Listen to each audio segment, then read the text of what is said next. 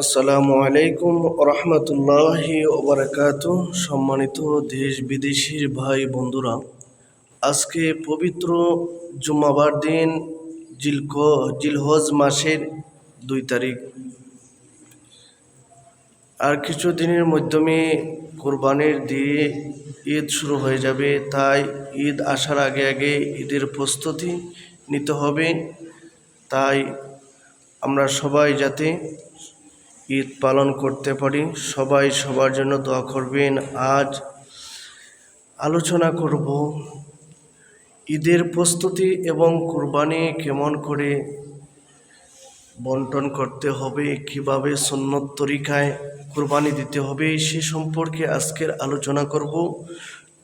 সবাই আমার জন্য দোয়া করবেন, আল্লাহ পাক রব্বুল আলামিন যেন সুস্থ অবস্থায় আল্লাহর ঘরের খেদমত করতে পারি, দায়িত্ব পালন করতে পারি। সবাই দোয়া করবেন। আসসালামু আলাইকুম রহমতুল্লাহি ওবরাকাতু।